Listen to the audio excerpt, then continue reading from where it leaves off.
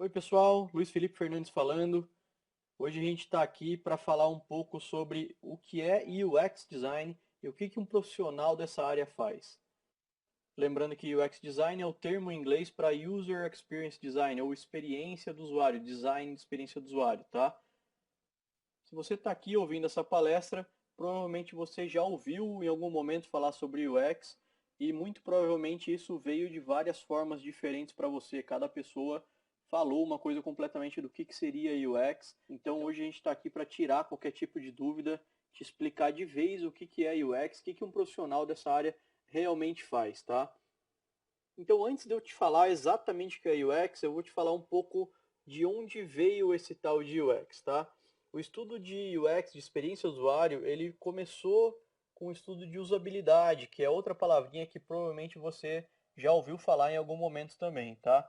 A verdade é que usabilidade existe um pensamento voltado para o uso desde que existe Revolução Industrial.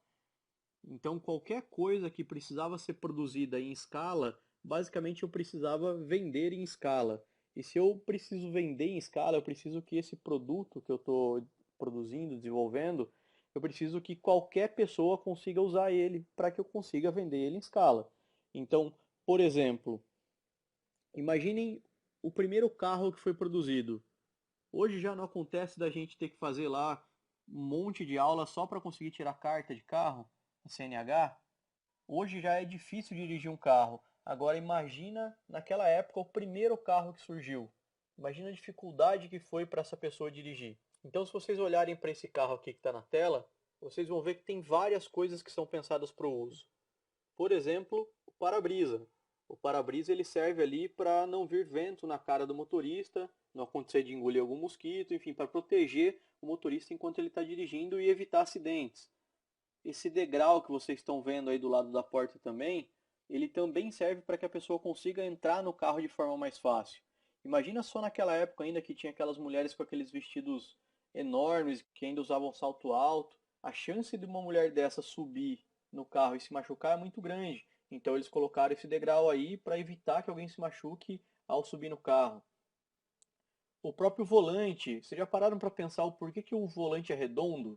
Ou melhor, imagina por que o volante não é triangular. Percebem como tudo tem um pensamento voltado para o uso? O próprio banco, o estofado dele, o formato que ele é tudo feito pensando em alguém que vai usar aquilo por várias horas para que a pessoa consiga usar isso da melhor forma possível, da forma mais confortável possível. Então, de novo, se eu tenho uma produção em larga escala, eu preciso vender esse meu produto em larga escala também.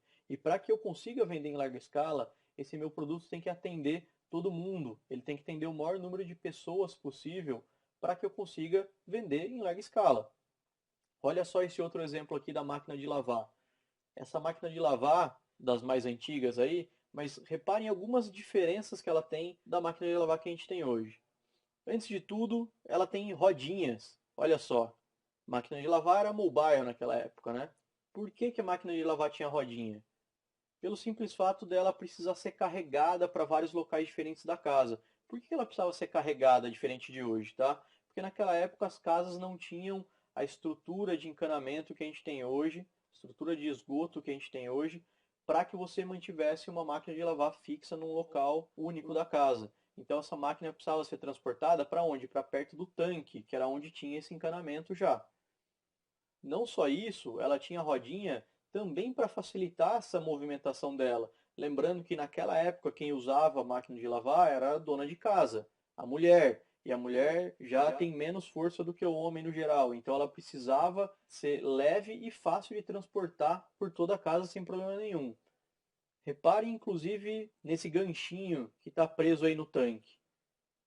Esse gancho que está preso no tanque, ele também foi um gancho que foi feito de forma padrão. Então, muito provavelmente, existia um padrão de tanques naquela época. Todos os tanques deviam ser muito parecidos, a ponto dessa marca de máquina de lavar fazer um gancho que encaixasse em qualquer tanque que qualquer pessoa tivesse. Imagina se cada pessoa tivesse um tanque diferente. Então, de novo, tudo isso é muito pensado para o uso, tá? Para que o maior número de pessoas pudesse usar isso sem problema nenhum. E é claro, outra coisa que vocês devem estar notando aí também, esse rolo aí de torcer a roupa. a máquina não tinha centrífuga, então ela não secava a roupa também, a mulher tinha que secar isso aí nesse rolo compressor. E repare ainda como esse rolo compressor está posicionado aí. Ele está posicionado para que a água não caia no chão. Então a água vai cair ou no tanque ou em cima da máquina. De novo, algo pensado para o uso, tá? Então esse conceito de usabilidade, mesmo que ele não tivesse esse nome de usabilidade, já era algo feito desde sempre. Então o pensamento voltado para o uso já era feito. E o que aconteceu? A hora que surgiu a internet, junto com a internet surgiu um monte de conteúdo que estava sendo disponibilizado para a população como um todo, para o mundo como um todo. E era realmente uma infinidade de informação, ainda é uma infinidade de informação. E a partir do momento que a gente tem um monte de informação, essa informação precisa ser organizada de alguma forma para que ela fique acessível para todo mundo. Se eu simplesmente jogar um monte de informação de qualquer jeito, essa informação vai ser difícil de achar, informação que não é acessível, que as pessoas não conseguem chegar até ela, é a mesma coisa que nada. Então, toda essa informação que surgiu junto com a internet, ela precisou ser arquitetada. É daí que vem o termo arquitetura da informação. Então, o conceito de usabilidade existia pré-internet, existia já desde a Revolução Industrial, e o conceito de arquitetura de informação surgiu com a internet, e foi aí que começaram a surgir as tão famosas regrinhas de usabilidade, de como que você projeta um site, projeta um aplicativo ou um sistema de uma forma que todas as pessoas consigam usar. Então, de novo, a consequência de eu arquitetar a informação é a usabilidade. Então, se eu estou criando conteúdos, criando sites, aplicativos que são para todo mundo ou são para muita gente, eu preciso ter um pensamento voltado para o uso para que eu consiga ganhar escala com isso aí, para que eu consiga que o maior número de pessoas possível use aquilo que eu estou criando. E só depois de algum tempo da gente trabalhando como arquiteto de informação, dessa disciplina se desenvolvendo, é que a gente percebeu que não é só a informação arquitetada que melhora o uso. Existem vários outros elementos que acabam interferindo em como as pessoas vão usar aquilo lá, na experiência de uso de cada coisa. E é daí que surgiu então o estudo da experiência do usuário como um todo. Mas antes ainda da gente falar o que é exatamente UX, eu queria te fazer uma pergunta. As grandes empresas como Itaú, Bradesco, TOTUS, Accenture, McKinsey, todas elas estão investindo pesado em UX, estão investindo realmente muito dinheiro em UX e principalmente em montar equipes internas que sabem sobre UX. Aí eu te pergunto, por que você acha que essas grandes empresas estão fazendo isso? A verdade é que essas empresas estão ganhando rios de dinheiro a partir do momento que elas investem em UX. Mas como que elas estão ganhando dinheiro? Vamos pegar aí os grandes bancos como exemplo, só para vocês entenderem, tá? Hoje é infinitamente mais barato para o banco que um cliente se resolva dentro do aplicativo dele do que ele vá até a agência falar, por exemplo, com o seu gerente para resolver as coisas que ele tem que resolver. Então, se é infinitamente mais barato ele usar o aplicativo do que ir até a agência, isso falando para o banco, é óbvio que o ideal para os bancos é que todos os clientes usem o aplicativo, o Internet Banking, ao invés de irem até a agência. E o que a gente está falando aqui é exatamente o mesmo sentido de economia de escala que a gente falou do carro e da máquina de lavar. Para eu vender em escala, o meu site, o meu aplicativo ou o meu sistema precisa ser usável em escala. Qualquer pessoa precisa conseguir usar. Óbvio, sem precisar de um treinamento para isso. Então, basicamente, essas grandes empresas e os grandes bancos, como a gente viu aqui, eles estão investindo pesado em UX porque eles querem, primeiro de tudo, economizar dinheiro e, em segundo lugar, ganhar escala. Não é à toa que vai crise, vem crise e os bancos estão aí batendo recordes e recordes e recordes de faturamento e lucratividade todos os anos. Mas então o que é de fato o UX, tá?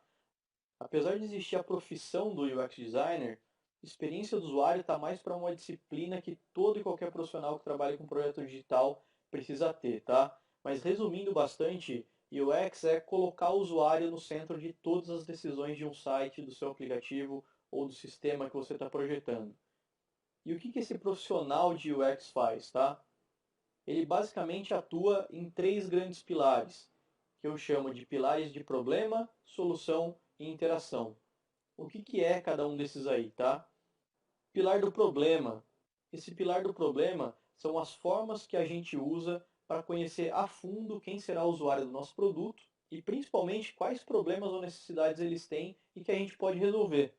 Geralmente a gente identifica esses problemas e faz esses estudos por meio de pesquisa com usuários, entrevistas com esses usuários, questionários online, observação. O que é observação? Simplesmente observar como que o cliente age, o comportamento dele, para tentar identificar quem é ele, o que ele gosta, o que ele faz e quais os problemas que ele tem que a gente consegue resolver.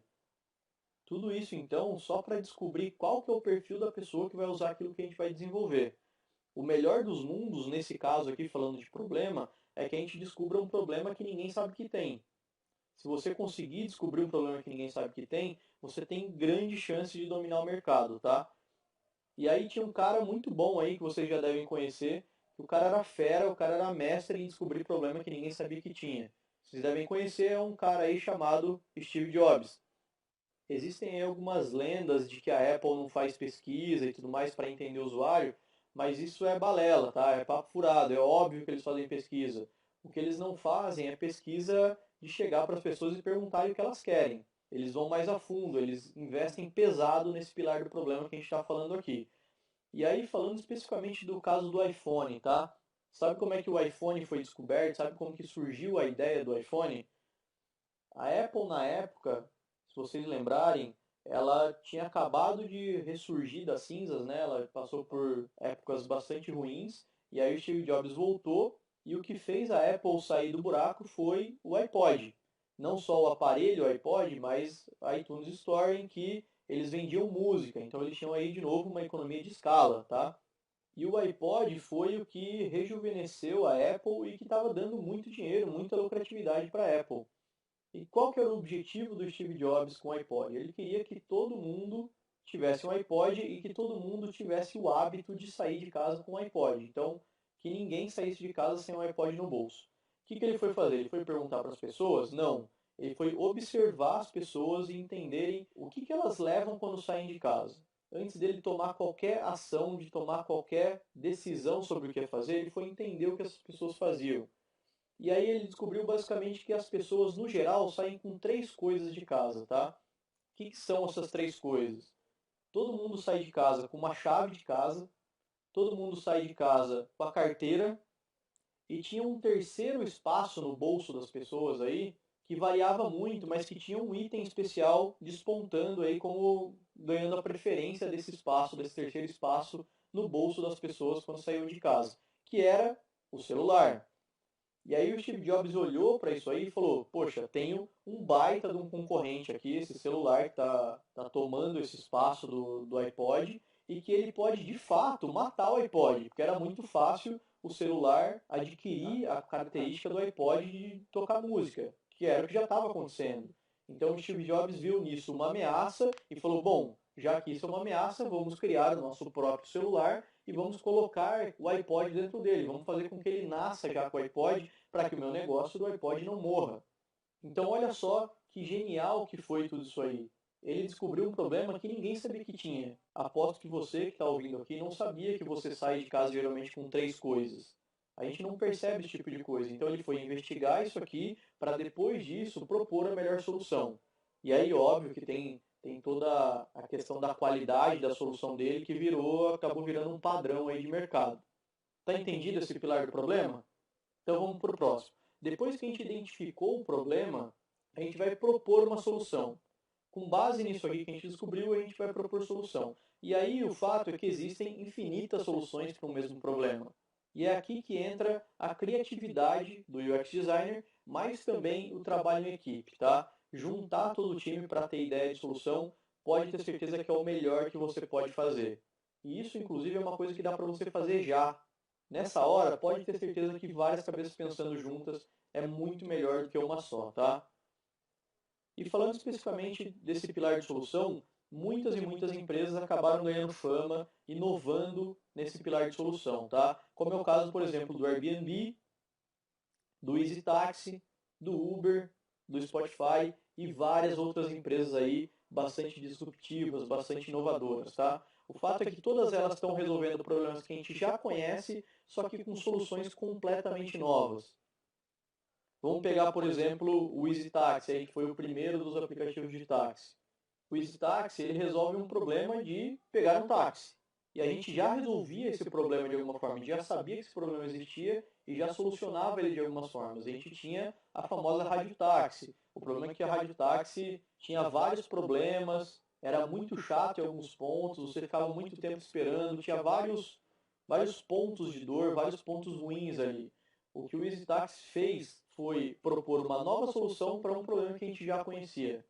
E óbvio que essa solução ela tem que ser muito melhor do que a solução que existe anteriormente. Senão ninguém vai migrar de solução, tá? Senão você não vai conseguir fazer com que as pessoas usem aquilo que você está projetando, ok?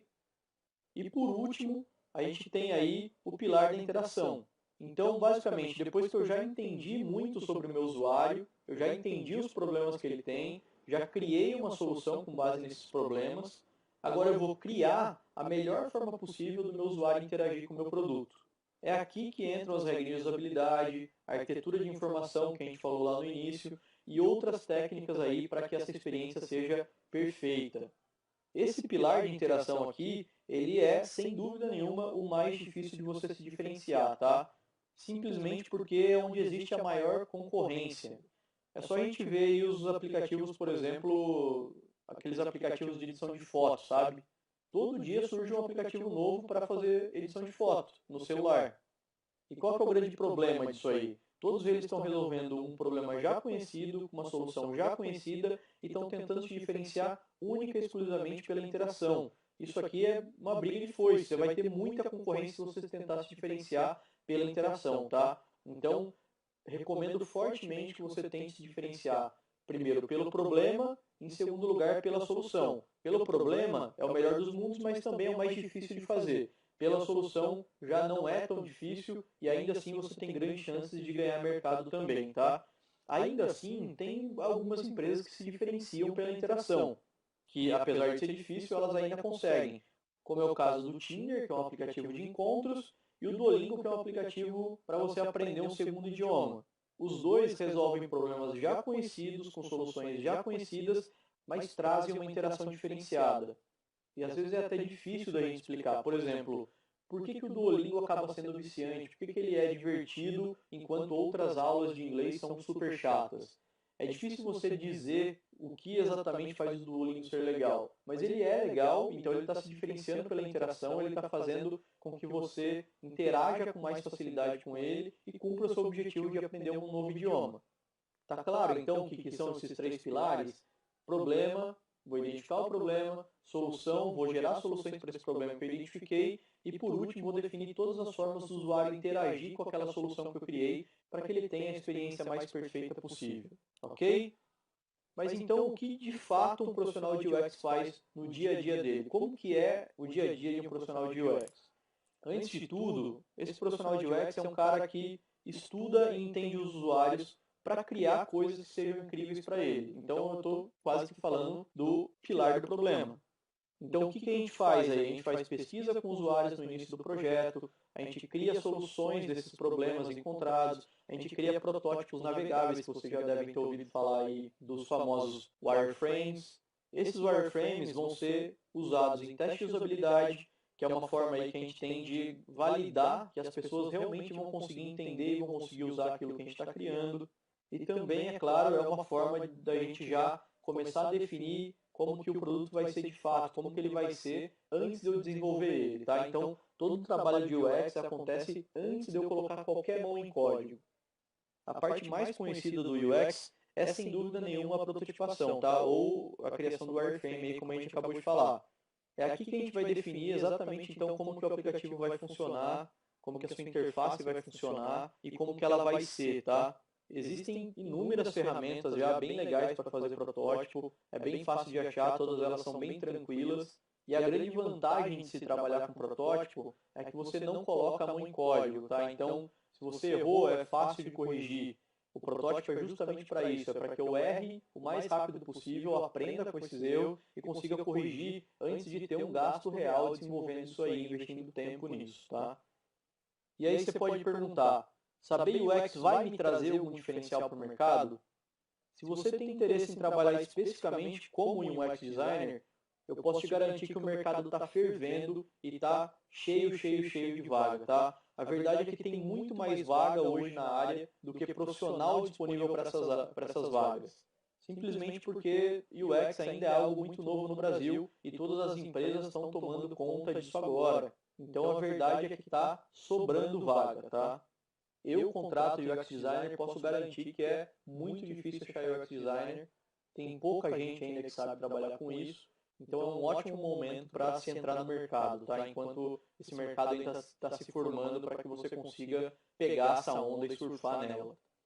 Agora, se você não quer trabalhar especificamente como UX designer, se você é desenvolvedor ou é web designer e quer saber sobre UX, pode ter certeza também que saber UX vai te trazer um baita diferencial na sua carreira, tá?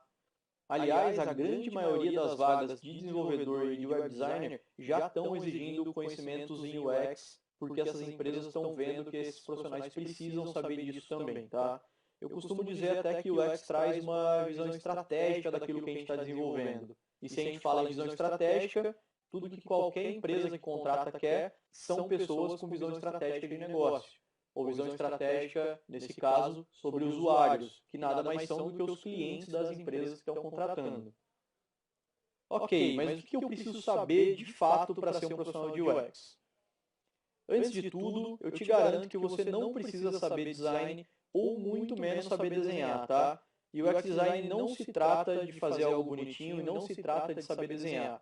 Eu juro para vocês que eu sequer sei usar o Photoshop e posso garantir que você também não vai precisar saber para aprender UX.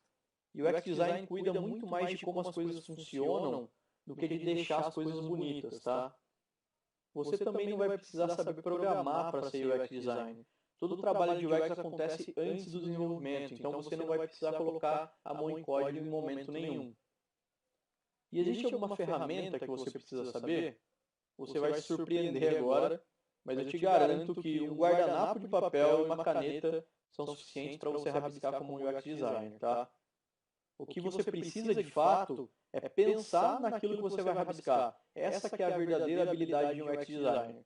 Saber o que desenhar, não como desenhar, ok? E existem eventos nessa área? Está cheio de eventos acontecendo o ano todo, no Brasil todo. E a comunidade de UX ela é bastante unida para compartilhar muito conteúdo, até pelo fato de ainda não ser uma comunidade muito grande, com muita gente, como por exemplo o mercado de TI. A grande maioria das pessoas se conhece, mesmo que não pessoalmente, as pessoas acabam se conversando, todo mundo se reúne nos mesmos grupos, nas mesmas comunidades. A gente compartilha muito conteúdo e faz muito evento. Tem eventos menores, tem eventos maiores, é óbvio. E a grande maioria desses eventos acaba acontecendo principalmente em São Paulo, Santa Catarina, Florianópolis, né? Porto Alegre, Belo Horizonte e Recife. Aí são as principais capitais onde acontecem os eventos. Tem um evento especificamente, que é o evento sul-americano, que ele começou acontecendo no Brasil, e nos últimos 3 anos ele tem sido fora do Brasil, mas sempre aqui na América do Sul. Foi na Argentina 2 anos, esse ano 2016 está sendo no Chile, e o ano que vem vai voltar a ser em Florianópolis. Esse sim é um mega de um evento, talvez o maior que a gente tenha por aqui, mas a gente tem eventos grandes também, espalhados pelo Brasil todo, como é o caso do UX Conf BR, que acabou de acontecer agora em maio de 2016. Fui palestrar lá também, foi um super do evento, e esse tipo de coisa ajuda muito a fomentar toda a comunidade também, tá? E onde que eu posso estudar UX se eu quiser começar a estudar agora, tá? Basicamente você tem 3 opções. A primeira delas é estudar sozinho.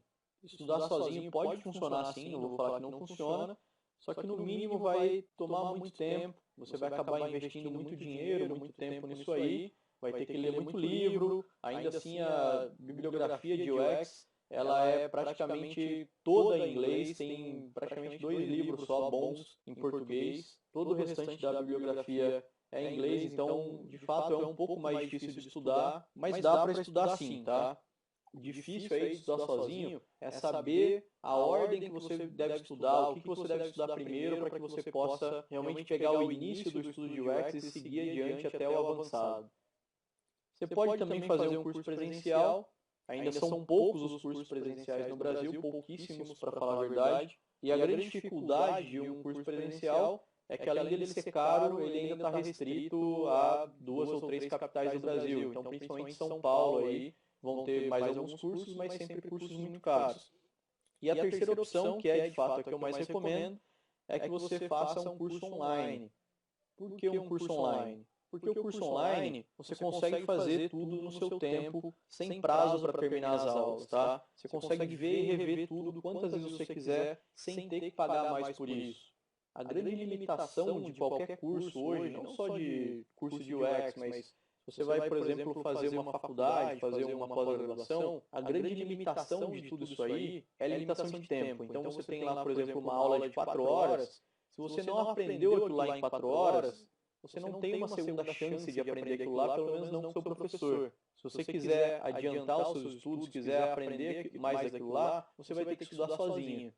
Essa é a grande desvantagem de qualquer curso presencial hoje. E a gente não tem isso aí no curso online. No curso online você tem tempo ilimitado. Se você não entendeu algum determinado ponto, você pode ver aquilo 10 vezes se quiser, até você entender. Porque, em essência, o certo seria, né, no mundo ideal, é que você não pulasse para o módulo 2 se você não entendeu 100% do módulo 1, concorda?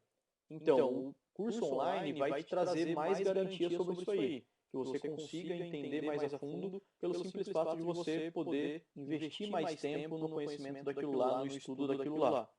E aí, falando especificamente de curso online, eu quero recomendar para você acessar agora aí a uxacademy.com.br, que é o curso online de UX, que eu sou professor, tá?